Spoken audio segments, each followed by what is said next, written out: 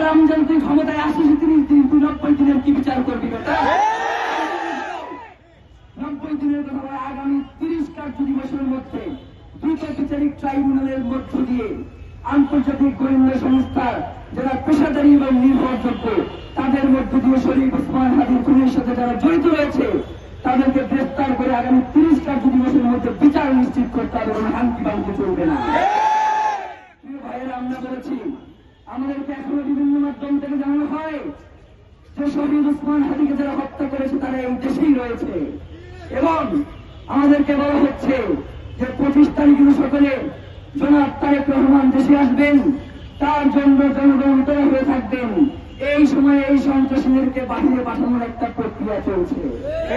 আমরা বাংলাদেশের জনগণকে সাথে নিয়ে বলতে চাই জনাব তারেক রহমান আসবেন, এর জন্য আমরা ইনকিলাব মঞ্চ 25 তারিখে কোন প্রোগ্রাম রাখি নাই এবং আমরা মনে করছি যে জনাব তারেক রহমান দেশে ফিরে আমাদের এই আন্দোলনের সাথে তিনি একত্রতা পোষণ করবেন এবং জনাব তারেক রহমান যথেষ্ট বুদ্ধি সম্পন্ন প্রজ্ঞামান এবং দেশপ্রেমিক মানুষ বলেই আমরা মনে করছি। সুতরাং তিনি বাংলাদেশের স্বাধীনতা সার্বভৌমত্ব বিনষ্ট হয়, বাংলাদেশ ইনসাফ কায়েমের যে লড়াই সেটা বাধাগ্রস্ত হয়, দেশপ্রেমিক তারেক রহমান এই ধরনের কোন সিদ্ধান্ত নেবেন না। তিনি অবশ্যই যাতে অতি দ্রুত ওসমান হাদির খুনিদেরকে বিচারের মুখোমুখি করা যায় এবং 30 দিনের মধ্যে সেই বিচারটা সম্পন্ন করা যায়, সেক্ষেত্রে তিনিও আমাদের সাথে একত্রতা পোষণ করে আন্দোলনে সামিল হবেন।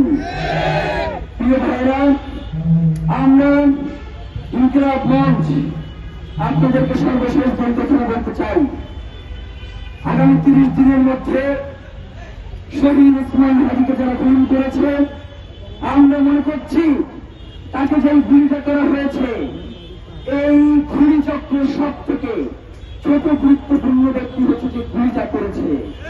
সব থেকে বড় রাজকদেরকে আড়াল করবার জন্যই তাকে এখন পর্যন্ত জনসম্মুখে আনা হয় নাই। এই রাজকদল কারা আমরা জানি, আমরা বোঝার চেষ্টা করছি।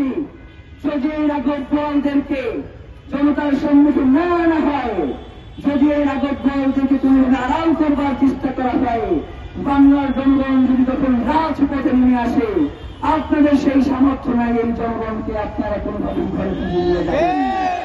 এই জনগণ একবার রাস্তায় নামলে জুলাই হয়, এই জনগণ একবার রাস্তায় নামলে বাংলাদেশের স্বাধীনতা সার্বভৌমত্ব টিকে যায়।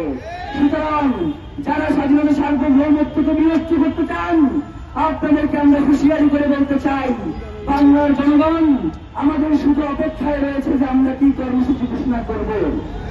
আগামী 25 তারিখের পরে আমরা বাংলাদেশের লাগাতার কর্মসূচি ঘোষণা করব এবং সারা দেশে সেই কর্মসূচি বাস্তবায়িত হবে। ওসমান হাদির খুনিদের গ্রেফতার করে না করা পর্যন্ত বাংলাদেশে আমাদের এই লড়াই চলমান থাকবে।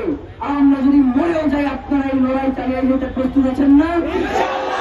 সুতরাং আমাদের প্রধান দাবি হচ্ছে শহীদ ওসমান হাদির হত্যার সাথে যারা জড়িত রয়েছে সকল কুশলকদেরকে দ্রুত আইনের আওতায় নিয়ে আসা, সিভিল মিলিটারি ইন্টেলিজেন্সের মধ্যে ঘাটতি মেরে বসে থাকা আওয়ামী সন্ত্রাসীদেরকে দ্রুত চিহ্নিত বিচারের মুখোমুখি করা।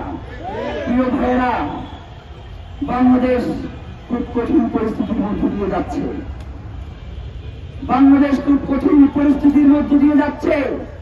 আমরা সবাই মিলে যদি এই কঠিন পরিস্থিতি মোকাবেলা করতে না পারি তাহলে যে জুলাই আমাদেরকে আশার আলো দেখিয়েছিল সেই আশার আলো নিভে যেতে পারে। আমরা কি সেটা হতে দিব?